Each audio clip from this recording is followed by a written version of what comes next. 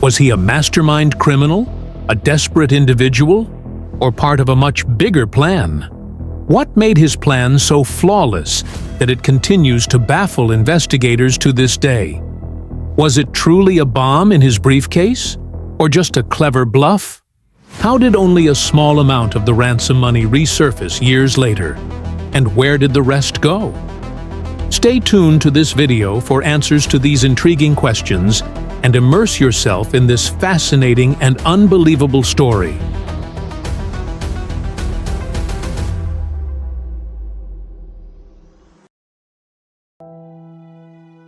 November 24th, 1971. Thanksgiving celebrations were in full swing. Homes were bustling, dinners were being prepared, and people were immersed in gratitude and festivities. But in one corner of Portland International Airport, an eerie silence lingered.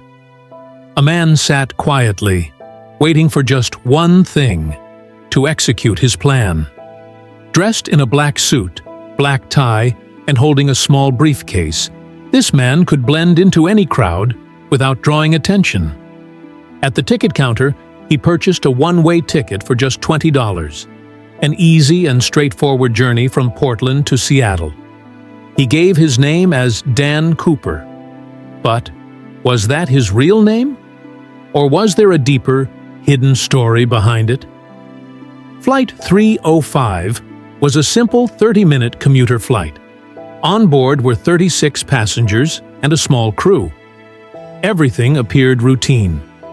Dan Cooper calmly took his seat, 18C, and ordered a bourbon and soda, seemingly passing time like any other passenger. The plane had taken off, and everything seemed normal. The cabin crew went about their usual duties, and the passengers were in their own worlds. But then, Dan Cooper took a folded note from his pocket and handed it to flight attendant Florence Schaffner. At first, Florence assumed it was a flirtatious message. Passengers often handed her such notes. She slipped it into her pocket without reading it and continued her work. But curiosity got the better of her, and when she opened it, her heart skipped a beat. The note was short but explosive in its message. "Miss, I have a bomb in my briefcase. I need you to sit next to me." For a moment, Florence's face showed a mix of fear and confusion. She glanced at Cooper from the corner of her eye. He was calm, wearing a slight smile as if to say, "You don't have another choice now." Steadying her breath, Florence approached his seat. At that moment, she was no longer just a flight attendant. She had become the first line of defense for the survival of everyone on that plane. To confirm the seriousness of the situation, Florence asked Cooper to show her the bomb. He calmly opened his briefcase. What she saw left her stunned. Red wires, cylindrical rods, and components that seemed capable of wreaking havoc. Cooper spoke in a calm but firm tone, leaving no room for doubt. His confidence and the meticulous nature of his setup were chilling. How had such an ordinary-looking man managed to carry a bomb onto the plane with such precision? Florence wasn't the only one grappling with this question. It would soon become a question for the entire world. This was 1971, a different era. No metal detectors, no strict security measures. Airport checks were superficial, as hijacking was viewed more as a political issue than a grave threat.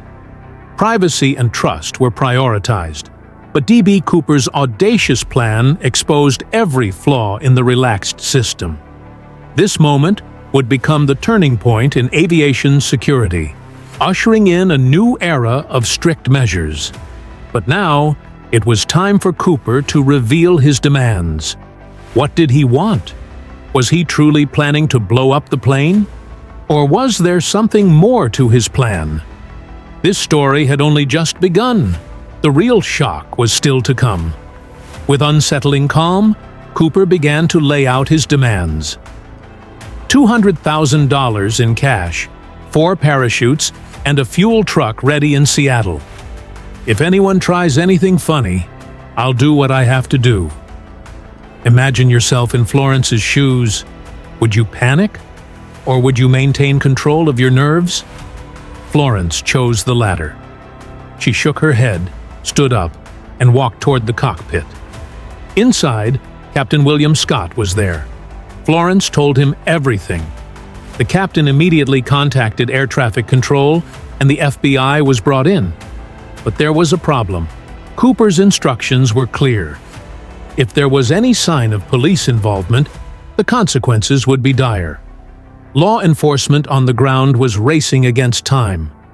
$200,000 in cash was gathered, all in unmarked $20 bills.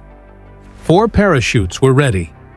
As the flight neared Seattle, the passengers still had no idea the plane had been hijacked. The crew kept everyone calm, following Cooper's orders. At 5:39 p.m., the plane landed at Seattle-Tacoma International Airport. But this was not the end of the story. It was just the beginning. Cooper allowed the passengers to disembark, but demanded his money and parachutes in return.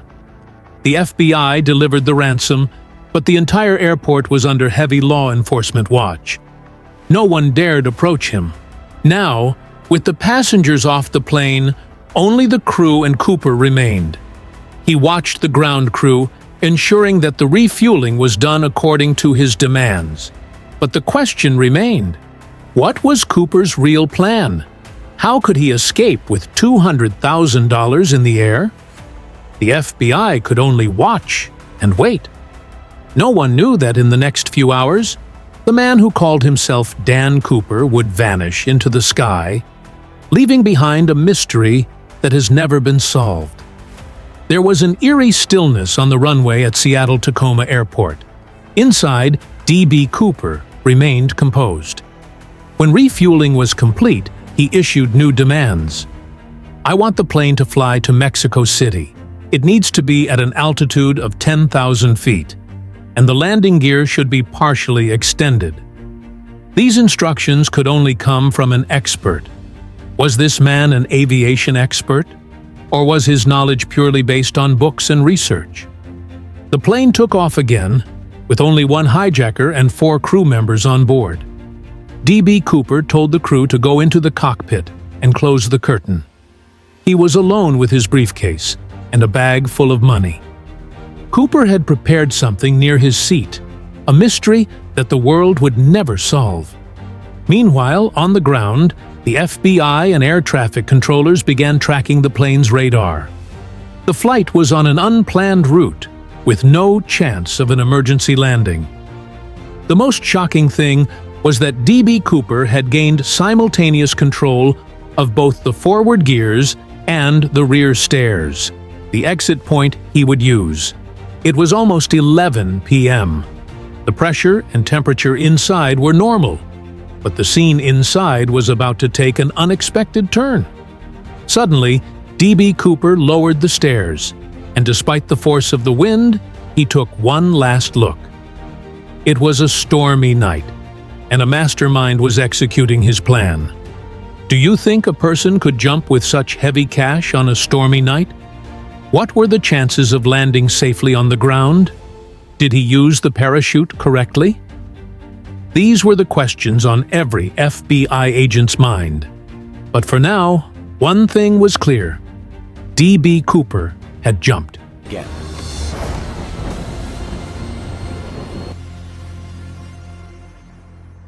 When the plane landed near Reno, Nevada, the FBI and law enforcement were ready.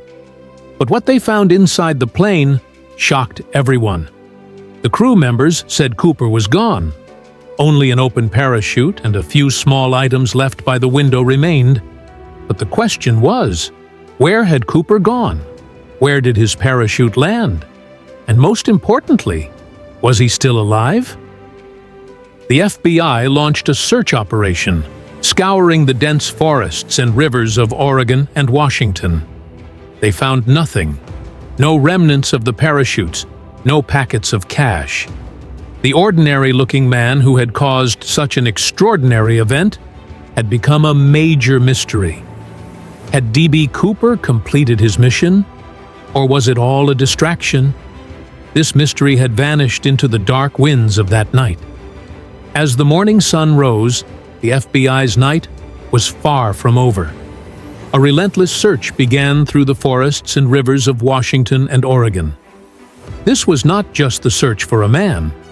It was the hunt for $200,000 in unmarked cash that had now disappeared into thin air. Helicopters, boats, and trained sniffer dogs were deployed.